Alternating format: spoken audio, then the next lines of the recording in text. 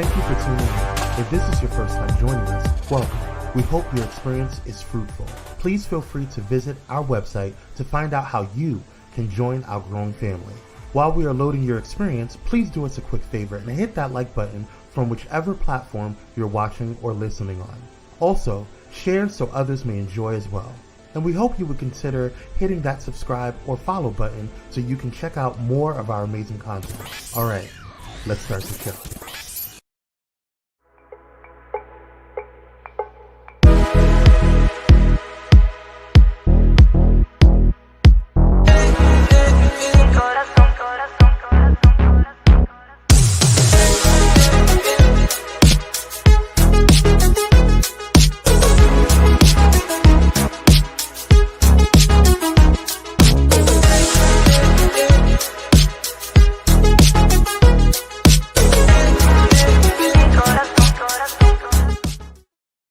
What is going on, Mavericks? We are back with another episode of The Unusual Mavericks. I'm your host, Kwame, joined by the handsome, the melanin proficient, the kid, the other king himself, Just Dominic. Sorry, I got me in trouble. Right. I got Pyro confused. You're gonna have Kyrie coming after me. Right. All right, you guys. Hey, everybody. Yes, we do. We got a lot to talk about. So far, these companies, y'all. We got financial reports to talk about. Earning reports have been released over the past week, so that is what we're going to be talking about today. Yes. And this show is entitled "The Struggle Is Real," y'all, because the struggle is real for some of these companies. And we're just going to go ahead and get into it. But before we do, we want to go ahead and see who is in the building. Michelle Holly, how you doing, Queen? Thank you for joining. Hello. Cupcake's the best mod up in these Cupcake. Yes. That's you, Just Dominic. Let's see who else is in here. Dominic. I am here. Dr. Holt. Yes, how you doing? Thank you guys for joining. Do us a quick favor while you are on here. Go ahead and hit that like button. Share if you haven't done so already. And don't forget to subscribe to Pyro Media Network so you can check out all of the awesome, amazing things that is happening right here on Pyro Media Network. And if you are a pilot listening over there on Bullet in Flight Radio, shout out to you and thank you for listening. Go ahead and head over to Pyro Media Network so you can check out all the sponsor links that we have, and also so you can join the fam, because we're all one big happy family. We appreciate you for tuning in and listening in on here. Okay, praise God. All right, y'all. Let's go ahead and get into the Maverick alert, shall we? Yes.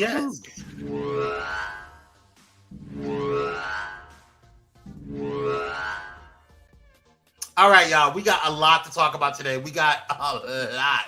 We do have some breaking news. That's right. We have some breaking news, you guys. Disney Plus.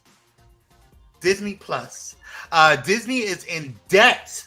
$1.5 billion. That's right, you guys. $1 billion. And they have lost nearly 12 million subscribers. My God, on today. Yes. Unfortunately, Disney Plus, the app. We're talking about Disney Plus, the app, because, of course, don't confuse this with Disney, the parent company, correct, which we reported on a few weeks ago that they were like $40 billion in total in debt. But the app is $1.5 billion in debt, according to their earnings report over this past week. And they have lost, as you just said, nearly 12 million subscribers worldwide. Yes. That is huge. And they're reporting about price hikes. Yes. Because of this, over the past week, if you have Disney Plus, expect to hear that the price is going up for the app. And not just for Disney Plus, but also Hulu. As well, if you have Hulu, that is something that they're looking at, because I believe that Disney owns Hulu as well. So majority stake, yes. Majority stake in them. So they're looking at increasing the pricing on them as well. Now, I already knew what was coming. They got real cocky. in the beginning. What they spent all that money trying to get all the licensing, and what they should have did is just let them have it until the contracts ran out, and then brought it over to Disney Plus. No, well, was it the week before? In our episode, we reported that Bob Iger was looking at selling off different divisions of Disney. I'm sorry, Dominic. Hold on one second. People want to see your beard. It's still here for now. Right. Don't be surprised. I will switch it up. Watch. But, we reported that Bob Iger just a few weeks ago, I believe, Kwame, that they were looking at selling off different divisions, right, of Disney. And so in that, they're looking at selling off Hulu, Disney Plus, as we see all the apps that are listed, Pixar. I think Marvel may be safe, but Star Wars may not be, National Geographic, all these different, all their different franchises, they're looking at selling off because they are so underwater, over $40 billion. And this app alone, $1.5 billion. And honestly, it's because they do not have a lot of original content. And they lost 12 million subscribers. Right. So who's going to pay for whatever? Hey, how you doing, Queen? Hey. Auntie Deb is in the house. How you doing, Queen? Yes, welcome, yes. Auntie. Yes, Pachana. Hey. Auntie Deb is in the house. Thank you guys for joining and appreciate you.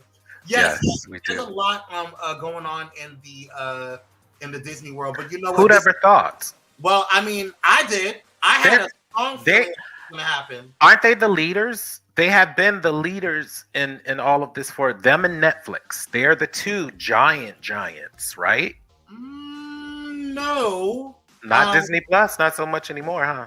I don't think they were ever the leaders. Top streaming platforms. According to numbers, remember we looked up the numbers and some of the largest was Netflix and then Disney Plus, Hulu? Yes. We looked that up. We reported on that. Yeah, but I don't think that they were hold on one second. I want to see. Oh, this is the of 2023. Right, correct. They were. Mm-hmm. My point is they have fallen from the top. They may not be there now, or I don't know what spot they're in now. I don't even care so much, but they were at the top. They were right under Netflix at one point in time. They were right under Netflix at one point, but I don't know where they're at now. Well, they're in trouble. They're Hey, organically, Shani, how you doing, Queen? Hey. Welcome. Yes. So yeah, it's bad, but I knew this was gonna happen, and here's why I knew this was gonna happen. Because at the very beginning, when they were very shady to Netflix, very shady, and you don't do that to the industry. Auntie Deb said, "I don't care for Netflix or Disney Plus anyway. Hopefully, Netflix will pick Marvel back up again. We'll see, because I think that with their deal with DC, I don't think that they're gonna bring in Marvel. But you never know. Netflix doesn't really care about that." No, well, they've invested in their own selves because of the steps that Disney made. And remember, it was the other Bob that this Bob Iger had retired, right? And then the other Bob, the Republican, the racist, allegedly, who has issues with women and all minorities, that Bob is the one who made this deal and got them into all this debt and in trouble. Now he's been terminated, right? And now they called back Bob Iger into the role. So now he's got to make cuts in order to save his company. Yeah, I'm trying to was it Bob Chapek? I can't remember. It was Bob something. It was the guy that we reported on as well, who he's still on the board with Disney. Bob Chapek, poor earnings, power struggles, and politics. The forces that pushed Disney to replace CEO Bob Chapek. Yes, that's 2 years, and now he's been replaced with the returning of the CEO Robert Iger with Bob Iger. Look at that. So it took him 2 years to destroy Disney. Well, you know. I've been seeing some Luke Cage in them. I know that's right, Auntie Deb. Well, thank that Bob racist guy, the one who put the kibbutz on Black Panther for years. That racist guy. Good luck, Chuck. And he hates X-Men. Remember, he hates X-Men. He does not like Storm. He has a serious issue with her. Yes. So yeah, it's a lot of issues, and now you got what you deserve. Well, it is what it is. Well, that was it for Our Maverick Alert. For our Maverick Alert, we don't have a lot going on Maverick Alert, but we do have some conversations that we want to get into regarding some other things. Let's start out with some Marvel, shall we? Yeah, we'll continue with Marvel. Yes. According to the same earnings report, we're just going to dive a little deeper, everyone, into the earnings report that happened over this past week. Mm-hmm. Now, specifically about Marvel, we talked about Disney as a whole as a parent company, but now Marvel is losing tons of money. And according to that portion of the earnings report, Marvel made very little money in their Phase 5, which we figured out, right? Yeah. So according to the earnings report, after splitting the box office, because people forget that the box office has to be split 50-50 between the theater companies who show the movies at the movies and then the studio who made it. So according to the earnings report, their net profit so far off of Black Panther, Wakanda Forever is $1.53 million. And the biggest earner for Phase 5 was Guardians of the Galaxy so far, with a net profit of $118.4 million. So here's the breakdown that Kwame is pulling up.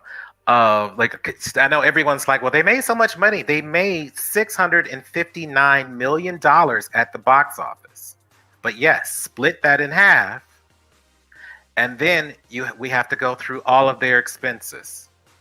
As we see, the theater, they take $425 million of that 800 and something, right? Now here we go with all the other itemized cost, right? And all the revenue and the total breakdown. Well, I just want to make sure we're clear on this. So the revenue over here is what they earned through theatrics. This is what they got through home entertainment. So like the streaming apps, like Disney, yes, whatever, television and streaming. If they did it live, which they didn't do really much of that, which I'm shocked that it got. Oh no, I'm sorry. The streaming. This included the streaming. So home entertainment. Yeah. I'm not sure what they meant by home entertainment. People who probably bought it through like Amazon or other sources, that's what they're talking about, and DVDs and stuff like that. So the total earnings is that $750. So that is split in half, is what they're talking about. So it's a whole breakdown. So it looks like a whole lot of money, but they have to split this. Right. So they have to do the production costs. They have to pay the people who made the movie. They have to do the prints and ad. They pay for the marketing. Million, and 140. People don't really look at that.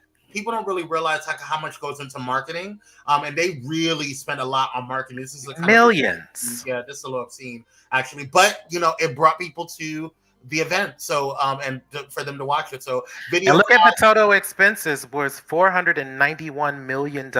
Yeah, and then the studio net is what they got here. So this is what the studio earned itself, and so cash on cash return. This is their overall profit afterwards, which is $1.53 million. Isn't that crazy? Mm-hmm. It is insane how much these projects cost, and it was really cool. This is from the earnings report, everyone, that happened this week, that we were able to attain this through Deadline, I believe, right? Deadline.com, who showed where, this whole breakdown, because people say, oh my God, made so much money. So they really needed this movie to make $1 billion, really, in order to turn a true profit on this movie. So now with that very small profit margin, we don't know what's going to happen with this franchise. Correct. And so I'm not worried about Black Panther. I'm really not worried about that. They're gonna put more money into it because it popularizes. It popularizes Disney Plus, or not Disney Plus. Excuse me, Disney overall. So I'm not worried about that. Because they want the black dollar, so they have to do more Black Panther. Now, as far as Guardians of the Galaxy is concerned, I think, this is my personal opinion, not the opinion of the Unusual Mavericks or Pyro Media Network, but I think that the reason why this did so well is because James Gunn, this was James Gunn's last movie, and a lot of DC fans love James Gunn, and wanted, and I'm not talking about the Snyderverse people, I'm talking about the people who are fans of James Gunn and also fans of Guardians of the Galaxy. This is the last iteration. They're not going to have anything to do with this anymore. I don't even think they're going to be in any Avengers movie. Hey, Mom, thank you for joining. Appreciate you. Hey. So I don't think they're going to even add them into any type of Avengers movies. But some of them are supposed to go forward with it, but half of the cast is now allegedly coming over with James Gunn. Right. So I think that's one of the reasons why this is. I have not had a chance to see it. I know it's on Disney Plus. I'm going to check it out this weekend. But yeah, I saw it. It was okay, and I agree with you that Gunn has a huge following, no matter what people think about him. And he now has Marvel fans and he has DC fans. So whatever he makes, everybody's going to come together to see what he's done and what he's doing. Yeah. So but just to know, at the box office, I think their budget was like 150 million. So it was a little bit less than Wakanda Forever, which is also the thing that helped them turn around a profit. I believe their budget was close to $100 million less than Wakanda Forever. So that helped them make a profit. And I also want people to know that, like, you know, there is a well, I don't have to explain it to our audience. Our audience knows how things go. The difference? The difference in the right, exactly. So there, of course, you know, this particular project it's very rock based. It has a rock soundtrack that's now been nominated for a Grammy. But if you remember in the Guardians of the Galaxy Volume 1, they had our soundtrack stuff on there. They had our music on there, and that's one of the reasons why it propelled so dang on much, because they flowed us into it. But that's somewhat, Hey, how you doing, King? Hey, welcome. So that's it for. Do we have anything else on Marvel? I'm sorry. No, no, you're right. Those are the stats. It was just the overall profit, everyone, for Phase 5. So as we see, it did not make what Phase 3 made with all the Avengers wrap-up Endgame, which made, you know, all this huge money with the original Black Panther. All that phase was crazy profitable. Yeah. And so, Phase 5 did not do so well. Everything else was a loss. Yeah. Even your favorite She-Hulk. And now they included Secret Invasion, Samuel L. Jackson project. I want everybody who is listening to this to know that I just gave Dominic a very, very nasty face, because he knows I do not like. He loves She-Hulk. He loves it. And She-Hulk. Everyone, if you really love Kwame, get him some She-Hulk t-shirts, send it in. Absolutely not. And he'll wear it live. It will be burned. It will be burned. Cupcake says, I told you the story about my dog's name, didn't I, Kwame? The dog's name? I don't. Is it She-Hulk? I don't know. Oh yeah, She-Hulk. Yeah, throw tomatoes at it, girl. I know, that's right. He said, I love Guardians of the Galaxy Volume 3. The Rocket storyline was so good. Yeah. I'm gonna watch it this weekend. Hey, Simeon, how you doing, King? Appreciate you for coming in. All right, let's go ahead. We just did some Marvel news. Let's go ahead and get into DC news. Yeah, well, you know, the earnings report, these quarterly reports happen at the same time. And Kwame and I talked about this offline, where David Zaslav, who is the president of Warner Brothers Discovery, and after, of course, everyone heard the earnings report from Disney.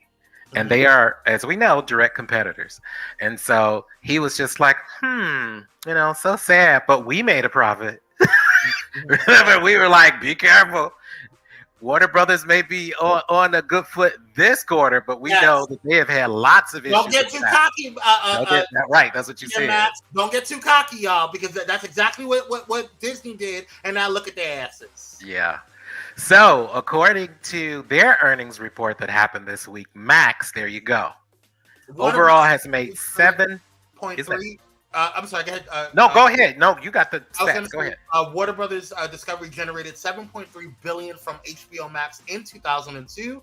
About $530 million of that came from in-app subscriptions on iOS and Android. HBO Max had 95.6 million global subscribers, with 54 million based in the US. HBO Max was downloaded over 800 million times in 2002. Now, I want to be very clear about this. HBO Max has a boost because they took over a lot of They merged. They merged with Discovery. So Max, and I also want to say this: Max has phenomenal original content. They have the Game of Thrones people. They have the Harry Potter people. They have the Westworld people. Now, and since they become Max, they also have a lot of reality TV. Like Last Resort is on there, something that we're reviewing now. A lot of reality home improvement shows get discounted, but they get a lot of viewers and subscribers. So that's all been merged into one. So the money is coming in for them, according to their reports, but for the app overall, it's doing very well. That's interesting. A lot of people watch Max and Netflix the most. Yeah, they're doing very, very well. Well, I think that that's interesting that you said that, because I don't know if I watch Max more than Netflix. I think they're about pretty neck and neck at this point for me. But that says a lot, though. It does, because Netflix has always dominated the streaming world. Yeah. And for Max to get that close. Because I think I saw something where Max is almost the top show now, or the top streaming app now. So, yeah, David Zaslav, you and I talked about this, that he has a history. I think he work at Disney he was their CFO, or it was one of the Disney companies. He was a CFO. We do know that. Yes, and he was in entertainment, and then obviously he was. I can't remember. So he's all about these finances and trying to turn this profit. So it's very interesting that, their movie world, they have been in trouble with the last few flops that they have made within DC movies. The Snyderverse ended on a terrible note. Yeah. But the app is doing very well, and the content that James Gunn included, from Peacemaker to what's the other thing, Suicide Squad, all of those projects have done very, very well. Even the CW / HBO produced Superman and Lois. Mm-hmm. That is one of in the top 10, I believe. It is really performing very, very well, very profitable, according to what David Zaslav had to say in the report for DC. So it looks like he joined NBC in 1989, and as president of cable and domestic TV and new media distribution, he oversaw content distribution to all forms of TV, negotiated for cable and satellite carriage of NBC Universal Networks, and forged media partnerships. I don't see where he was a CFO. But somewhere they said he was the former CFO or something. He had that background. Remember when he first took over, we read that press release about him? Yeah, because there was major concerns that he was Apple TV is late. I agree. Now, I like Apple TV a lot. Yeah, they're coming, and they got such an infusion of money now. Hey, Inspire, how you doing, Queen? They Apple TV is lit. Have you watched Hijack? Listen, Auntie Deb, I was hooked on Hijack. I watched that in a week. Hijack, Foundation, I turned Kwame on to. It's fantastic. Oh my God. And I believe they're going to do more Lord of the Rings stuff. So I do know they got an infusion of like $1 billion for just their projects. Lord of the Rings is Amazon. Amazon. Okay, so I apologize about that. Mm-hmm. But Apple got an infusion for something. I can't remember what it was. But whatever. I trust them. We talked about it. We said that there's a pending partnership, right, between DC and. Well, I don't know if it's DC.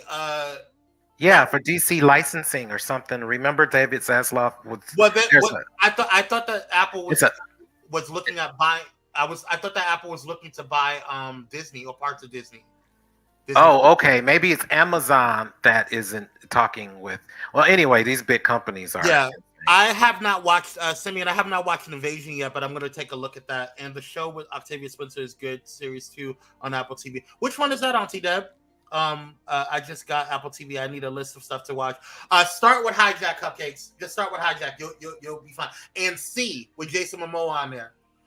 It's not because Jason Momoa is on there. It's a really good series. It's very gory. I couldn't handle it after a while. I had to get out of it. But anyway, let's get back to this.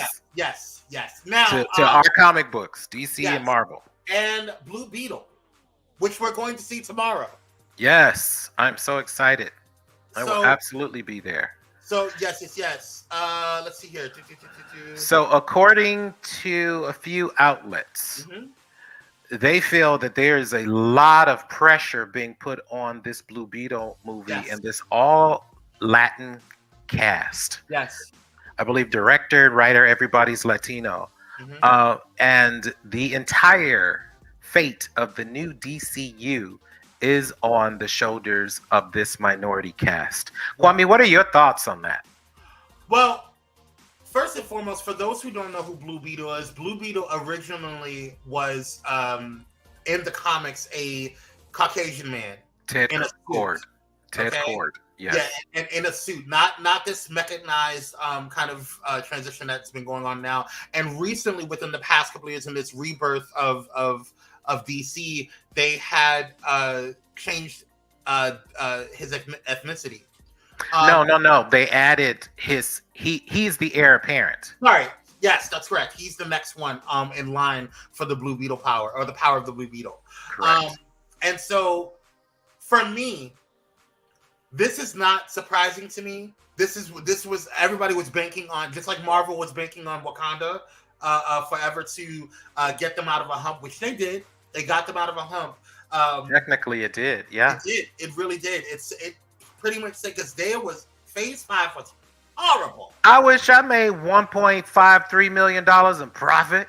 I mean, horrible phase. Going to see it. Side of my birthday is August 19th. All right, come on, Keith. Happy birthday. Happy birthday. Yes. August 19th. Yeah, so that's this Saturday. Yes.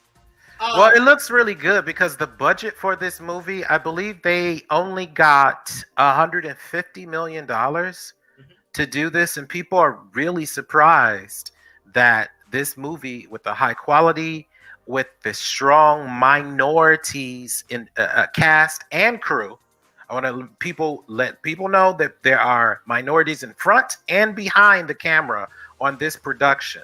Yeah. And this white-owned company, DC, is the first comic book company, period.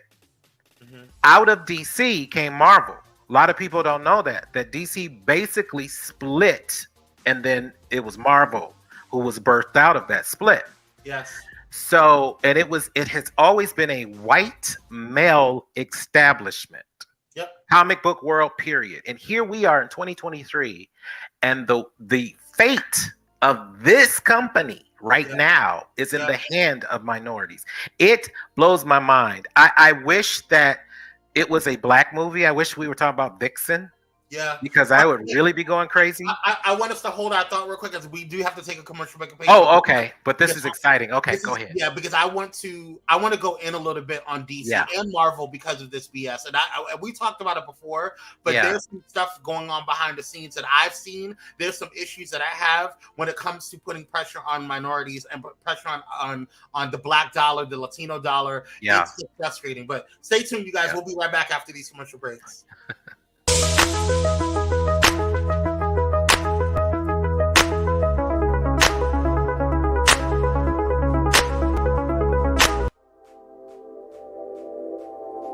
This episode is sponsored in part by Bullet and Flight Radio. Get ready to uplift your spirit with Bullet and Flight Radio, the world's leading progressive Christian radio station. Experience the vibrant fusion of gospel house music and a rich medley of inspiration from all musical genres that'll make your heart soar. Join their extraordinary lineup of today's trailblazers, visionaries, and voices that matter, all sharing their stories and wisdom. Stay plugged in around the clock as they broadcast unmissable content 24/7. Your go-to station for all things inspiring. Become a pilot today by visiting bulletandflightradio.com. Bullet and Flight Radio. Your story, our station. Step away from the chaos and noise of your daily life. Experience moments for yourself that are calm, serene, and full of peace. A necessary respite to foster growth within you, because self-care should be luxurious. Luxe Noir.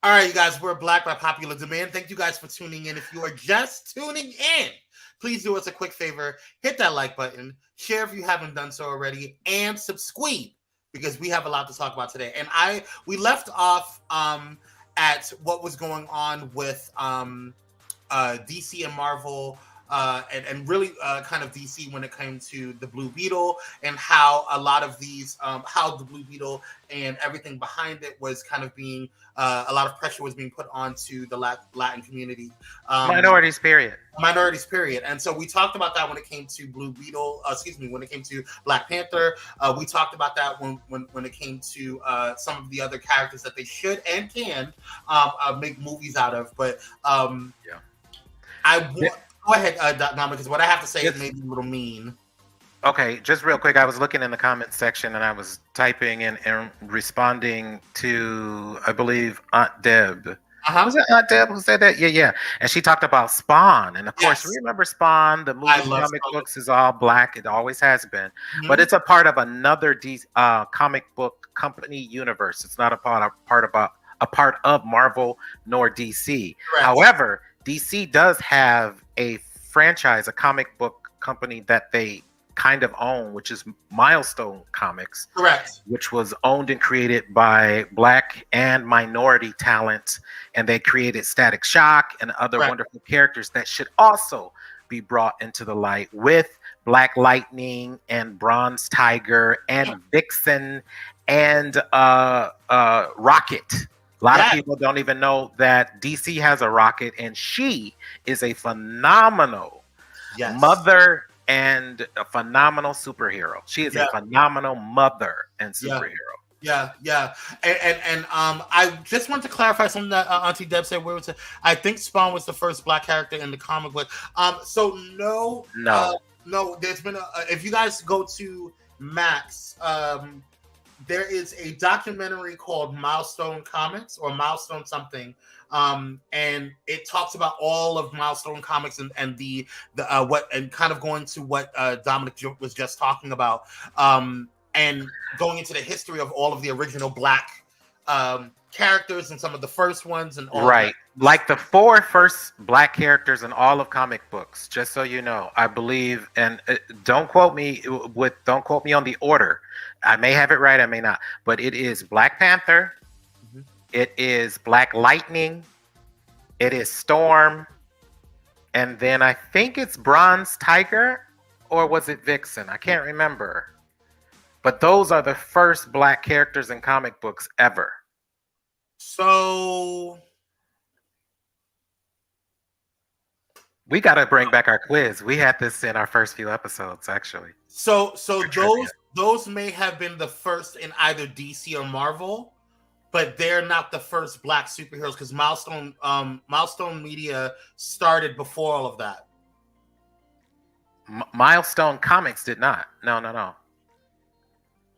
That's what Dwayne McDuffie helped create. He was the co-creator of that, and he left Marvel, and then he went to DC, and then he started Milestone after that. I know that order. Oh yeah, I'm sorry, you're right. Black Panther was the first. Black Panther, the alter ego of T'Challa, genius ruler of the fictional African kingdom of Wakanda, is considered the first Black superhero to be featured in mainstream American comics in 1968. Black Panther was added to the roster of Marvel Comics supergroup, the Avengers, Earth's Mightiest Heroes. Correct. And that was 1968. Yeah. Correct. Okay. And then I believe on the DC side, Black Lightning was the first one, and he came in the 70s, just a few years, or was it Vixen? No, the first black superhero on DC is Ralph Jackson. The very first black superhero in DC Comics history was a soldier by the name of Ralph Jackson. Oh, but not super powered. Correct. That was Black Lightning. Okay. So, okay. All right. Well, good. The more you know. Yes. Well, I try to be a nerd about those things. So the Ralph Jackson, forgive me, everyone. Like I say, I never heard of him, to be honest. I wanted the metahumans I knew. Our whole purpose in bringing this up, we need more black superheroes represented in comics. We do. Absolutely. And that's why we do. I really want you guys to really watch Milestone Comics or the Milestone documentary on Max, because it really shows, and they don't really they touch on it a little bit, but DC and Marvel really screwed them over. But they really talk about how much Marvel screwed them over, didn't they? Yeah. Yeah. Marvel screwed them over. But I don't trust neither one of them girls. No. But right now, what's happening right now? Let's get back to this whole Blue Beetle. Hey. Hey. What's happening with Blue Beetle is that right now, people are tired of seeing the same blonde, blue-eyed, white in comics. Yeah. DC has been very instrumental over the past 10 plus years in TV. Yeah. As you and I have talked about how they really went ahead with Candice Patton for Iris West Allen. Iris West is the second most popular journalist in the DC universe, period. Mm-hmm. She is second to Lois Lane, period. Mm-hmm. And when they turned her black with the live action representation, and now all the comic books have followed suit to showing her as a black woman, it became such a big deal. So DC has been pushing in that direction. They have rebirthed Connor Kent, Superboy, Superman's son, as someone who's sexually fluid or bisexual. Yep. Which is a really big deal. They have more Asian and Hispanic writers. Last week, we covered Helene Flowers. There you go. That, ladies and gentlemen. What a boycott, right? We had to really endure a boycott and racism on Candice's behalf. They really wanted her terminated. And probably literally. Probably literally, yes. Let me tell y'all something about Candice Patton and why I get pissed off about Candice Patton and these white nerds out there. The disrespect. She is the best on that damn entire cast on The Flash. Best actress on there. And you heard Grant Gustin say she is a phenomenal actress and pushed him. Yeah. Absolutely stunning. Okay? First and foremost, like she was the reason why I even got entertained on the show, yes. She got a lot of black nerds interested in that show. That's why it became #1 on the CW. That's why it's a big deal on the Netflix app to this day. Yep. Candice Patton is a big deal. So much influence that DC, as a company, decided to turn the character permanently African American, period, across the board. So in comic books, in animation, everything, because of that woman that you just showed. Let me tell y'all something. She is that girl. She is that girl. Okay? If you haven't watched The Flash on CW, y'all know how I feel about the CW. But this girl, she is that girl. Listen, I want to encourage, me and Kwame were talking before the show, and we have a lot of women who kind of tune in, and women who are part of Pyro Media Network who may not necessarily be into comic books, but you are into girl power, black girl magic. This girl is black girl magic. Period. And though you may not necessarily really be into the whole comic book lore or whatever, I'm asking you to support our fellow sisters in everything that they're doing, because they are breaking glass ceilings. This woman broke a glass ceiling that is being underestimated and not praised and talked about enough. She is literally Black history. And they did an article, CBR did an article stating and citing that Candice Patton deserves more credit for the Flash's success. She may not wear a costume or have super speed, but Candice Patton for making Iris West the emotional core of the Flash on CW. I mean, let me tell y'all something. She's that girl. She really is. She wasn't just the emotional core, but she played feisty. She gave Lois Lane a run for her money with her intellectual, her intellect, her smarts, her wit. And Candace, like you said, she was that girl, and it was so interesting to see her bring this character to life. And not even a white woman has played this character in live action, to be honest. So she didn't have anything to pattern off of. I see you, Michelle Holly. I know. I know. She's supporting us. Getting in the bag. Get bag. Yes. I know that's right. Green is writing the Black Canary script. Listen, and that's gonna be. I can't wait for that. That's gonna be very, very nice. Is Smollett gonna play that role? I wonder if she's gonna reprise her role as Black Canary. Because of course, she is truly the love interest to the white, blonde. What's his name? Oliver Queen. That is his soulmate.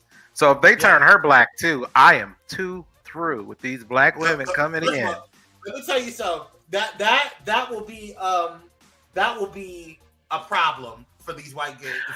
Actually, there's another documentary, everyone, that is on Max, and I believe it's called Superheroed, DC Superheroed, and they go over the entire history of DC, and with the entire history of DC, you cannot exclude Marvel because it came from a civil war within DC. They fractured and split into Marvel and DC.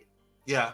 So it's a beautiful history, and I think it's a 3-part episode that they show, and at the conclusion, they're talking about the fact that even the executives now within the DC world are far more diversified. You have a lot of Asian executives, you have African American and women and Hispanics now in powerful roles in the background within DC. That's why I'm really invested in DC, because they have more minorities behind the scenes calling the shots right now than Marvel does.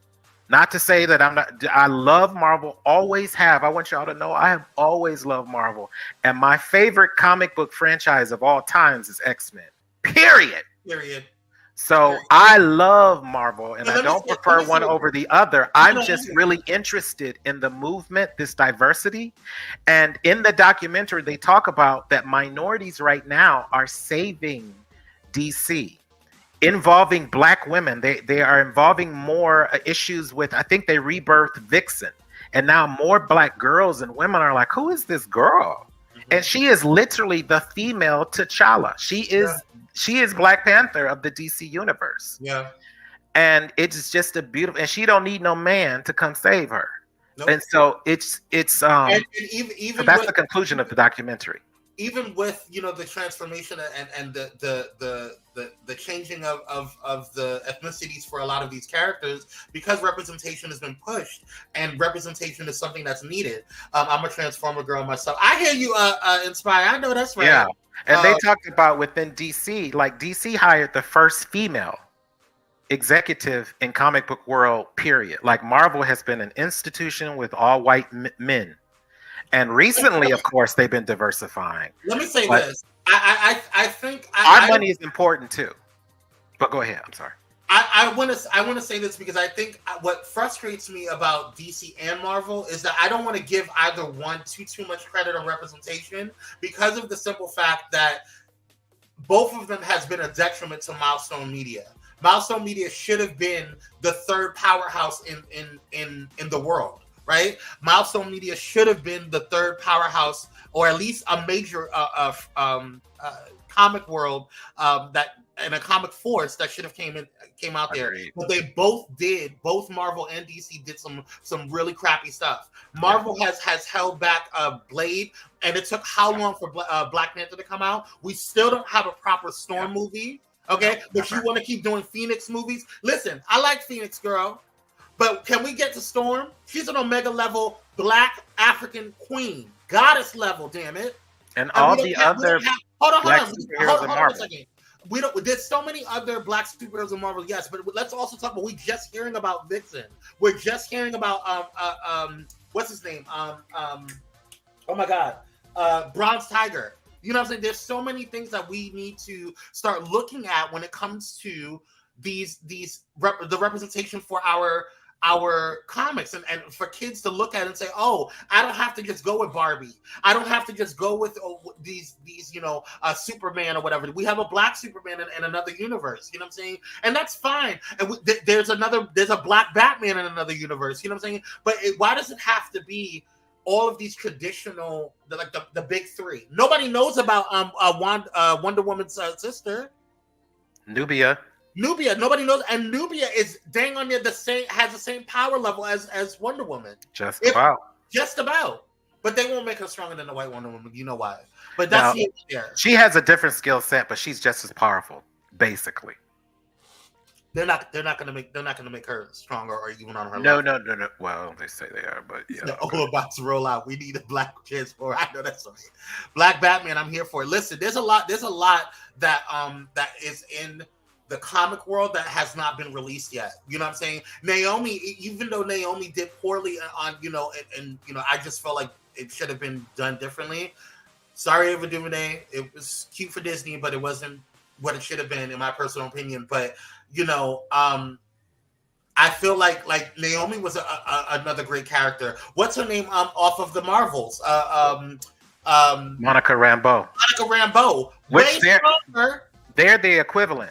Naomi and Monica Rambeau, Marvel DC, light power based. So now that would be great. A great movie, Nubia. Now listen, Kyrie, they ain't ready for that. Nubia, I never heard about Wonder Woman's sister. Actually, it's her twin sister. One was made of white clay. And Zeus is their father. So they are carbon copies of each other. But in the rebirth, Diana now has the electrical based powers, and Nubia has better fighting skills. Like she could kill her twin sister. She could kill Wonder Woman. Yeah. In a death battle. Yeah. If it's hand-to-hand combat. So that's the difference between their power levels right now. Yeah. And Nubia is not to be played with. She's that girl too. Oh my! She is a queen, actually. That girl. Yeah. But nobody wants to talk about them. I will not forgive Marvel until the only way that I will forgive either Marvel or DC is if we get a proper Vixen movie and we get a proper Storm movie. And hold on. Don't forget about our brothers. We deserve some spotlight too. Yeah, how about some Green Lantern? How about the new Green Lantern? We're gonna get him soon. That's in development. Allegedly. We do know that. No, allegedly. That's actually in development. Because they've already cast those people. But I want and they canceled that. Yeah, but I don't think this is going anywhere. This is a pivotal part of James Gunn's DC universe. This detective show that he's doing is supposed to lead to some big bad. Anyway, I think it's Brainiac or something. But regardless to that, I want a Bronze Tiger film. Yeah.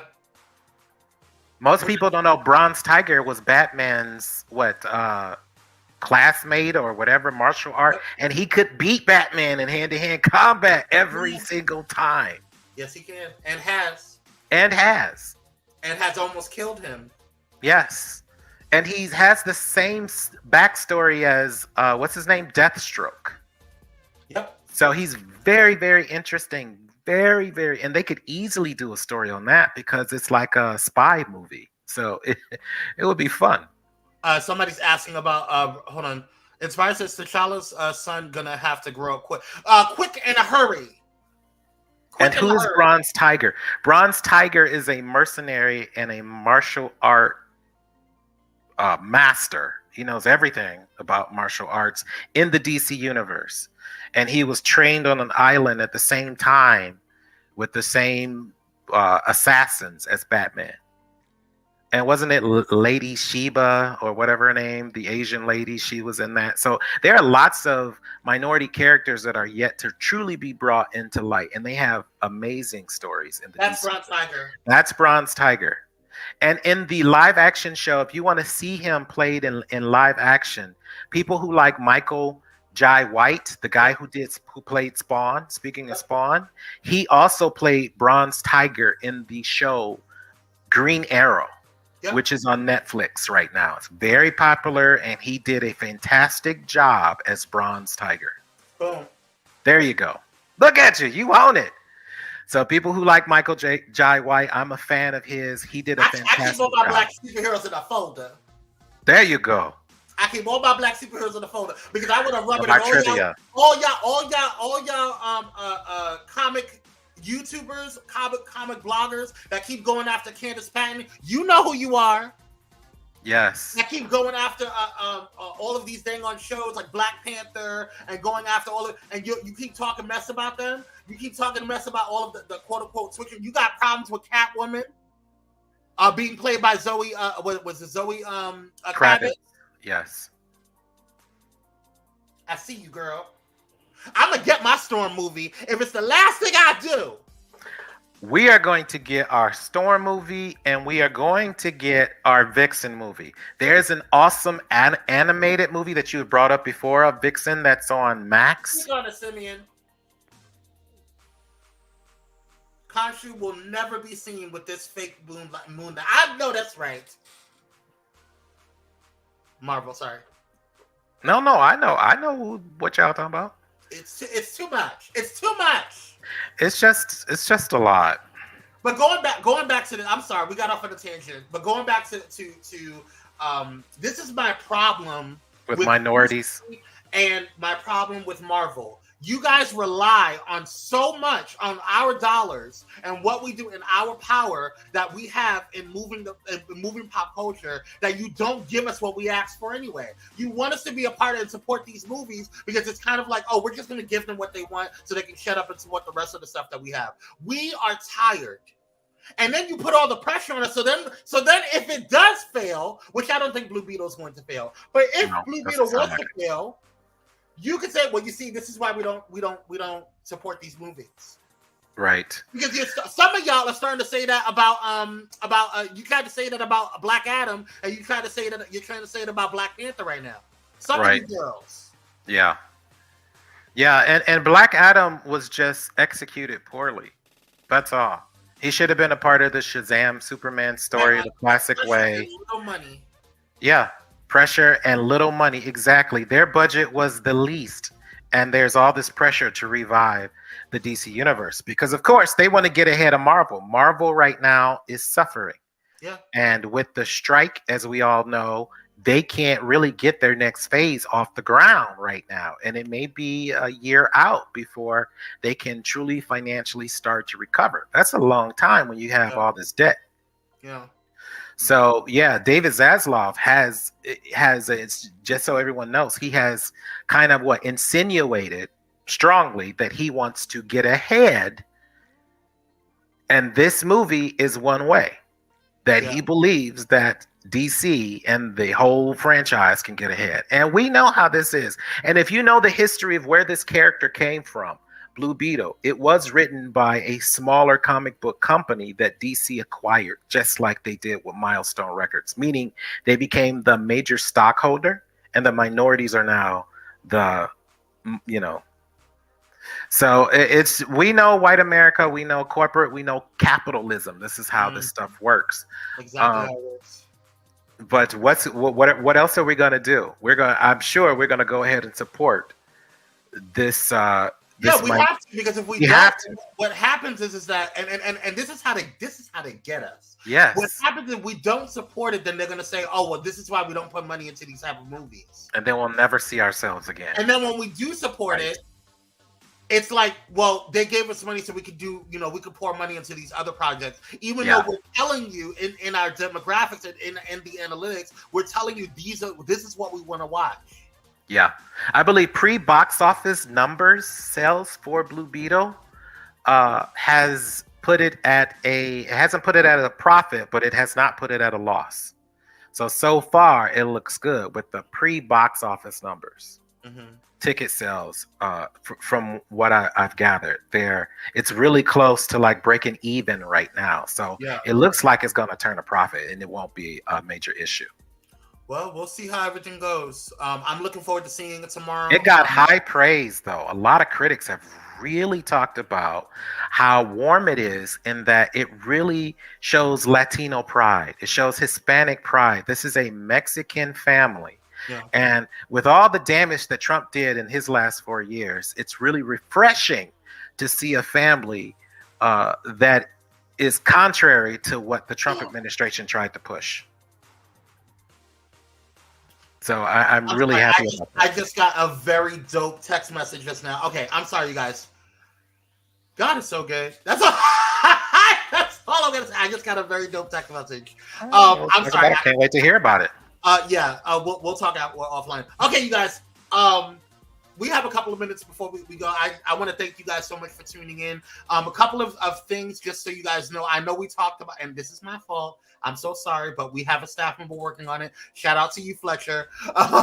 We do have the Unusual Mavericks podcast being edited right now. I'm gonna be recording some more. My schedule has been crazy. This is not Dominic's fault. This is totally mine. My schedule has been insane the past couple of weeks. So thank you for your patience, Dominic, and thank you guys to the Pyro Media Productions for getting this all together. So we're looking at launching the new podcast in September. So that way we can kind of go over all of the other shows. We'll have a bunch of new podcasts for you guys, and these are deep dives on like individual shows and seasons and different things of that nature. And so we only have enough time to report the news.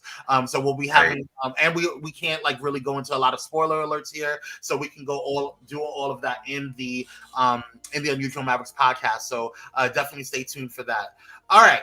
Anything else that we have? Do we have any other things? I don't think we do. I think that was very important to talk about our power and our weight, our importance, and a lot of these companies, and how at this point in time, the whites are not the majority in this country.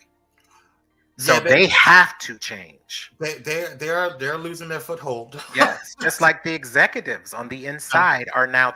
These companies are literally changing from the inside out. Yeah. And just so you guys know, if you guys have watched last week's episode when we did Who is Halim Flowers, thank you guys so much for your support. That's one of you guys have been really inboxing us, and I know I've been getting a lot of inboxes about the website and where to go purchase the stuff at. So definitely check them out. Definitely go support Halim Flowers last week's episode. If you have not watched it, go back and watch it. It's a really good episode. Yeah. And so this week, we're talking about the struggle is real, you guys. This is just how it is with these companies. So and that's why it's so important to pay attention, right, Kwame? Yeah. To what's going on. And again, DC they do right now have more movement in the minority direction with hiring and production and things that we will see. There's a lot of minorities now behind the scenes, from Asians to Hispanics to African Americans, that are really pushing for change within the DC universe. And I hope it's positive and profitable, and Marvel will follow. Because if it's profitable, watch what we'll see. We'll see that Storm movie. We'll see that Vixen movie. Watch. Okay, Jam. Let me explain why I'm skeptical about it, because I feel like there's a difference between people who are going to support something because they're going down a path because they actually believe it, and a path because they're just doing it because they want the numbers, because they want to say, oh well, look at us, we're down for the cause. Yeah, but if you're hiring people, executives in the background that are saying, hey, this is what I believe, this is the change that I want to make, and they have the resume to prove that, then I think permanent change can possibly come. It's a good sign, because it's not just a movie, it's the executives behind it. I know a lot of people who have gotten positions. They don't have power in that position. Right. I know. Let me go ahead and put this on. This person is a director, or this person is whatever type of high manager. More of a mascot type of situation. Exactly. I get you. So I don't want to see. I don't. No, that's why I say hope. Yeah. So I don't believe it until I see it, and that's just how I am with both DC and Marvel, because just like the whole thing with the Green Lantern thing, James Gunn is saying it now. We've heard the same thing with Blade. And that we had a major actor backing that show. Still, though, it hasn't been canceled. It's canceled. I don't. Well, we'll see. I don't think it is. We'll see. All right, yeah, I'm hopeful. I am hopeful. Change is coming. Change is coming. Hallelujah. Y'all stay positive. Don't be negative. Stay positive because exactly things are changing. That's my point. Is if we put the pressure, we support the change, we expect change, it's gonna happen. The dynamics in this country are changing. Whites are not the majority. Remember that. Well, they're still the majority now. It's just that they're shifting. So that's my point, and it's shifting behind the scenes. So let's just stay positive and see how this goes. I want my Storm movie. I want my Storm movie too, and I want my Vixen movie. All right, y'all. Well, we love you guys. Thanks for hanging out with us. We appreciate you guys. Definitely. Thank you, Auntie Deb, for stopping by. Simeon, Michelle Holly. Who else? Inspire. Kyrie. Let's see here. My mom. Thank you guys so much for tuning in. Simeon, Keats. Thank you guys for joining in. We appreciate you guys and everybody here. We appreciate you guys too. Cupcake. Hey, Sean, how you doing, Queen? Sean. Just make sure you guys catch the replay. Make sure you share, like, share, and subscribe before you get out of here because it does help the algorithm. It does help spread the news. You know, it spreads the news of what we're doing here, and we appreciate all that you do and all the love and support that you guys have for us. So, all right, guys, let's see Tyler Perry do a Storm or Vixen. Ciao. Wouldn't that be nice? Wouldn't that be nice? No, it would not be nice because I want a proper Storm movie. I want a proper. Well, he can finance it. He rich. He don't have to write or direct because we don't need him to do that. You know how he is. You think he gonna put on drag and think he's Storm with his gray Medea wig? I'm leaving. Hey, Dr. Ho, thank you for being here as well. We appreciate you. Storm at 70. Storm's busted wig would be hilarious. You know what? And Storm got that big old purse with her. Okay, right. He would do a good job. All right, y'all. We love you guys. I don't want to see Medea as Storm. I don't either. That would be hilarious. It would not. It would actually be very. But we don't want that, right? We don't want to be disrespectful to our legends. No. Okay. All right, y'all. We gotta go. We love you guys. Thank you so much for tuning in. We will see you guys next week. And until make sure you guys check us out. We'll be back here. Oh, tonight it's Nicole D. Vick Live. She's doing a rerun. It is a really good episode. Definitely check it out. And then tomorrow, Kyrie and I will be on for Pyro Power Hour. So another awesome dynamic duo. Yes, so yes. Guys, tomorrow morning. See you guys tonight for Nicole D. Vick Live. Tune in, share. We love you guys. Stay blessed. And until then, stay unusual. Bye, guys. See ya. Good night.